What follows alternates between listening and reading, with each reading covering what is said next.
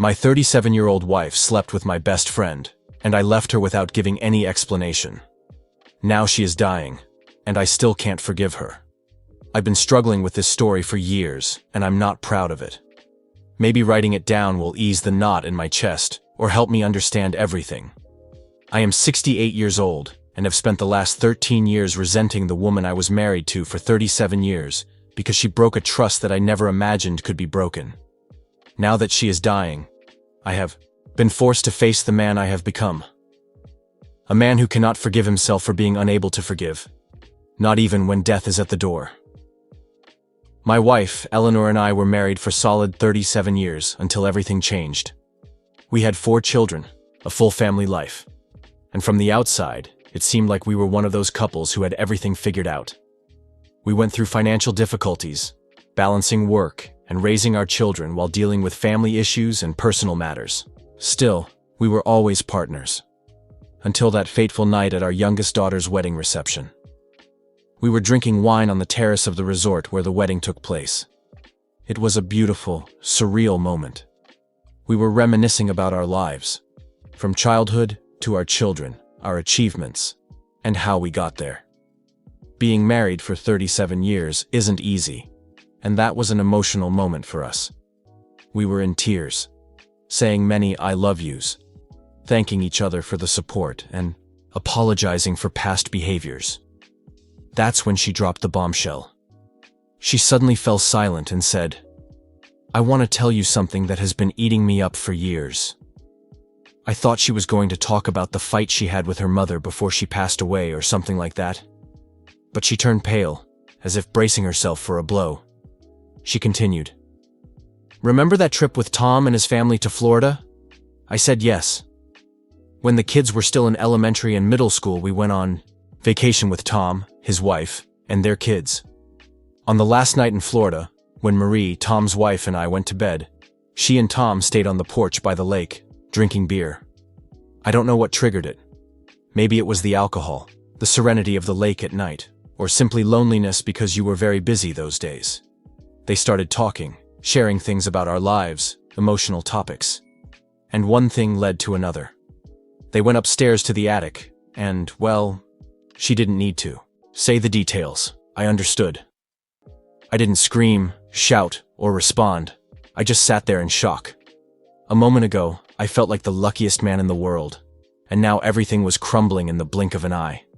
She touched my arm and asked if I was okay. Her touch repulsed me, and involuntarily, I pulled away.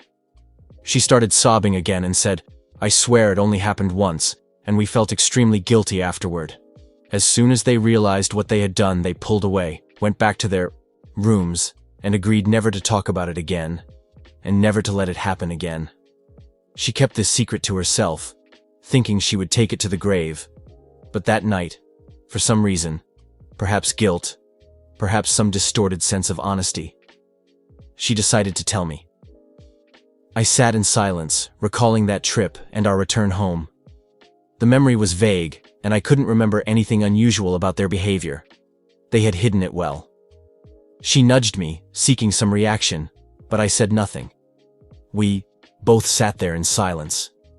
Her presence, once comforting, now suffocated me. I got up and went back to the room. She followed me. Silently, I lay down on the bed, and she lay next to me. It killed me inside. Sharing the bed with her while she said things I barely heard.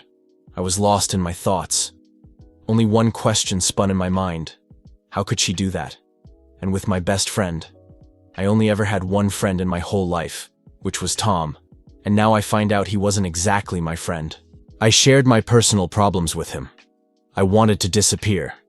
She tried to hug me, but I turned the other way and slept. The next morning, we were leaving. We were both strangely quiet. The kids thought we were fighting over something trivial and left us alone. They hugged us, and we went to the airport. That day was so confusing. I was so absorbed in my thoughts that I hardly remember anything about the trip back. We traveled with our youngest son and his family, who lived in the same city. He drove us home, and it was already late afternoon. As soon as we were alone, she started crying, saying that my silence was killing her. She grabbed my arm and said, "Please talk to me. Tell me what you're thinking. I thought our marriage was strong enough to withstand that. We've been through worse, haven't we?" All I said was, "Let's rest. I'm dizzy from the trip." Then I went to my office, locked the door, and threw myself on the couch. It was my refuge whenever I needed to deal with something. I would go there to recharge. I wanted to vanish into thin air, but what options did I have? I remembered that my older brother had moved to our old farmhouse. We hadn't spoken since I married Eli. She and he didn't get along since I was still dating her. My brother had a disagreement with her for some reason I don't even remember well. I think it was when he hit on one of her friends at a party. Since then, we lost touch. He didn't even come to my wedding.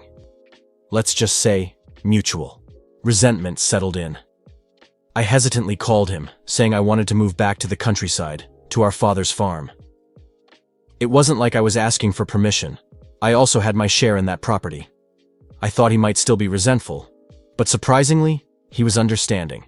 He asked, "How will your sophisticated wife give up city life to live in the countryside, even if he tried to stop you, Eli?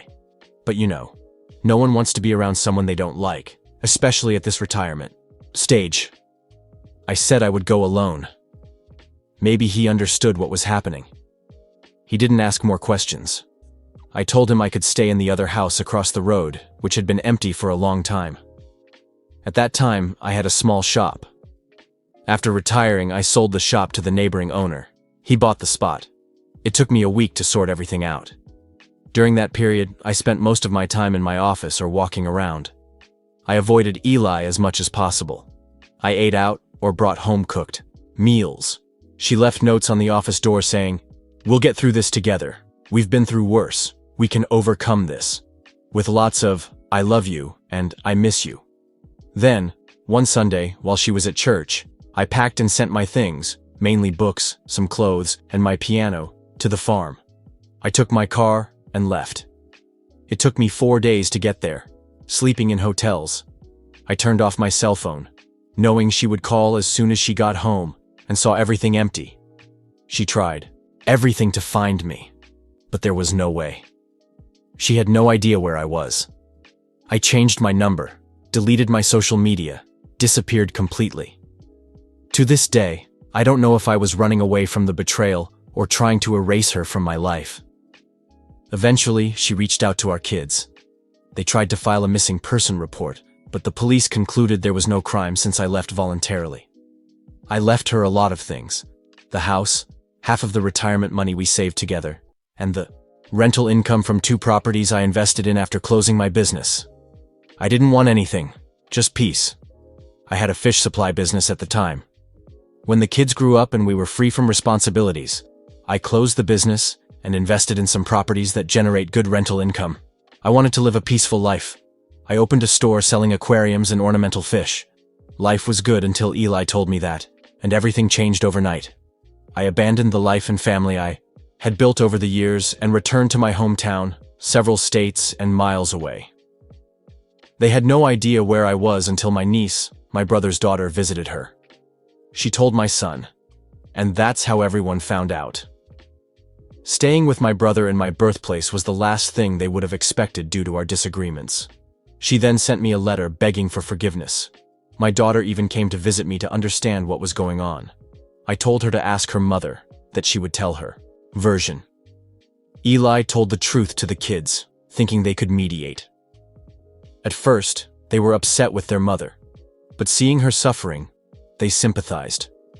One by one, they came to see me, asking why I couldn't forgive, and why I clung so much to the past. I would say I needed time. They tried various ways to reconcile us, inviting me to family gatherings, important dates, but I never showed up. Birthdays of the kids, grandchildren, family meetings, all the events I stayed away from. Then my youngest son came to see me, saying that his mother was worn out without me, desperate for forgiveness. I replied that it wasn't something I could just hand over. Not like that. I remained distant. Occasionally, curiosity got the better of me, and I peeked at some family photos or tried to see how she was doing using a fake Facebook account. She hasn't been very active lately. I continued to stay away, without her or anyone knowing that I was still watching from a distance. It was 13 years later, 2 months ago, that I found out Eli was sick, in a terminal phase. The doctor said it was a matter of a few months. My son called me, saying it was time to come back, that she didn't have much time. I couldn't bring myself to do it. The anger still burned inside. The betrayal still as alive as ever. I knew she wanted to see me, wanted some kind of closure, but I couldn't bear the thought of being next to her, pretending to forgive something I couldn't forget. The image of her with Tom in the attic still haunted me. I couldn't help but think about all the family barbecues, every Christmas, every birthday, Tom and her side by side, laughing together. Everything seemed like a lie, or at least to me. That's how I am. I can't get over it. Of course, the kids are on her side. They said I was being irrational. You're being too hard on her, Dad. She has been punished enough. They don't understand that it's not about punishment. It's about the fact that I was deceived for decades, humiliated, without even knowing. Tom was supposed to be my friend, but he and my wife shared a secret that I should never have known. How can I just let that go? Yesterday, my daughter called me on video and begged me one last time to see Mom. She is on her deathbed, wanting to see me one last time. She can't be brought here. I felt like a ticking time bomb about to explode. They even said that if I didn't go see her before she passed, they would cut ties with me forever. I didn't take it, personally, because I know it comes from a place of pain. My kids are deeply shaken seeing their mother in that condition. Partly, they blame me for her state.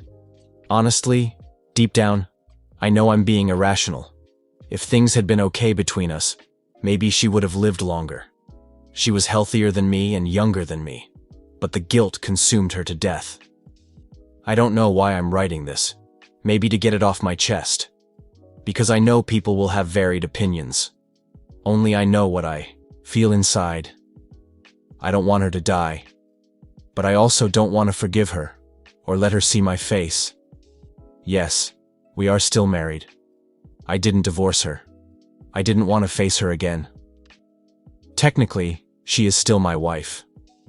If you add these 13 years that I ignored to our marriage, it makes 50 years.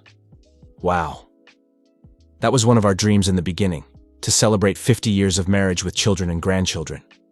We used to laugh about that silly wish, but look, it became a reality. We stayed married for 50 long years, but unfortunately, we can't celebrate this marriage. Certainly not the way one imagines celebrating golden anniversaries. Eli passed away a month ago. I was there, by her bedside, when I saw her take her last breath. If you read my original text, you know I wasn't ready to go. Days after that call with my daughter, I struggled with myself. The image of Eli alone, sick, dying, tormented me. I spent so many years avoiding burying the pain that I turned into more of a ghost, than a man. I didn't know anymore who I was. Then, one morning, something inside me broke.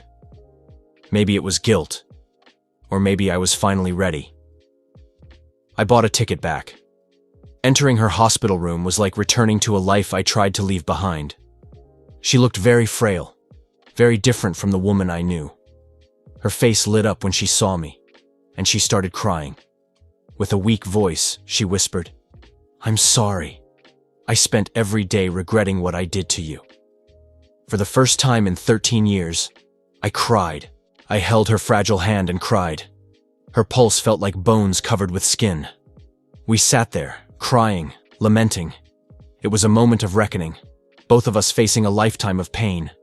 She kept asking for forgiveness, tears streaming down her face, and I didn't know if I could offer it. We cried, held hands, but I still felt anger, like poison coursing through my veins. I wanted her to survive, but I also didn't want to forgive her. She begged me to stay by her side in her final days, to be there when she passed. She said she couldn't leave knowing I still carried so much pain. I said I'd try, and for a while, I stayed. We talked about the kids, about the years we spent together. Sometimes I caught glimpses of the life we had before that night ruined everything. She kept asking for forgiveness, and I would say, "I'm here, aren't I? Come on, don't talk about it." It was never the forgiveness she wanted. I couldn't give that, not fully. I tried, but I didn't want to lie to her or myself. Then, one day, something I feared happened. Tom showed up. I was sitting in the park across from the hospital. He approached, sat next to me, and my body froze. I hadn't seen Tom since before Eli's confession. He looked older and tired, as if carrying that secret for as long as she did. He asked if we could talk. I didn't want to, but something made me listen. I didn't agree, just kept sitting, staring ahead. He began by saying, "I'm sorry. I wanted to tell you for years, but I was too cowardly." He spoke about the guilt, how it consumed him, how he felt like an imposter every time we gathered. He said that after I left, Eli told him she had revealed the secret, and that I had left her. He said he couldn't forgive himself for destroying our marriage and ended up confessing everything to Maria too. They got divorced, and his kids despised him for years. Only 2 years ago, when a grandson was born, his daughter reached out and he reconnected with the family. He said, "I feel horrible being despised by my kids." I imagine Eli must have gone through the same. Believe me, I regret that moment every day of my life. I wish I could go back in time and undo what I did. He cried. And damn it, I cried too. It was an explosion of feelings, raw and terrible, as if years of anger and bitterness had reached their limit. In that moment, I realized he had suffered too. Maybe not like me, but he paid his own price. Seeing him broken, regretful, affected me deeply. It didn't erase the pain, but it made me see that we were both human, and that fateful moment haunted them all this time in ways I hadn't fully realized. When her condition worsened, he came to visit her. The three of us sat in silence and tears. On the night she passed away, I held her hand, feeling both love and betrayal, all mixed up in a knot inside me. When she took her last breath, I felt the anger rise one last time, the final wave of bitterness before everything settled like dust after a storm. I was left with hollow sadness, not just for what she did, but for what we lost, and in a way, for what I lost by not letting go of it sooner. Now she is gone, and I'm here, an old man with nothing but memories. My kids still think I was too hard on her. Maybe they're right, but deep down, I know I did what I needed to do. I loved Eli, but I couldn't look at her the same way after that betrayal. Some wounds are too deep to heal, and some forgiveness is too big to ask for. Everything I left for her, she left back for me. The cars, the house, the properties. I really don't want any of it. None of it makes sense to me now. What am I going to do with all this? I built it thinking we would enjoy it together. But now there's no purpose. It's only a matter of years, or maybe months, until my time comes too. My heart is heavy and sad. Maybe I have to accept that she is gone. Maybe I shouldn't have come. Shouldn't have seen her in that miserable state, and it haunts me. I don't know what I want by writing about my emotional state here. Maybe I wanted to understand my choices or see if anyone else feels this way. Could you forgive someone after so much time? Or is there a point where forgiveness is just a lie we tell ourselves to move on? This brings us to the end of this story. The wife betrayed, lived a good life, destroyed everything, and yet the husband is the one blamed. The hypocrisy of the author's children is outrageous. If my own kids told me they would cut ties with me unless I forgave or reconciled with their mother, who betrayed me, would I do it for them? Forgiveness isn't something that can be forced or faked, and I understand she is their mother. But it's not fair for them to demand that of the author when it was she who chose to betray. All these years away from Eli taught me that running from the problem doesn't solve anything. It just postpones the pain for later. At first, I thought I was doing the right thing, protecting my heart and dignity. But now I realize that by disappearing, I also abandon parts of myself, leaving gaps that I never filled. Reconnecting with Eli in her final days was like facing a mirror of my own mistakes and limitations. I saw there a woman who suffered as much as I did, but in a different way. I can't say I've completely forgiven, but understanding that she also bore her cross made me see that we are all human, full of flaws and regrets. Perhaps the biggest lesson is that forgiveness isn't just for those who erred, but also for those who were hurt. Now that she is gone, I reflect on the weight I've carried for so many years, and how it shaped the man I am today. It's sad to realize I wasted so much time harboring resentment when I could have sought peace earlier. I still struggle with myself, but I know I need to find ways to move forward, because holding on to hatred and grudges only distances me from the life I still have ahead.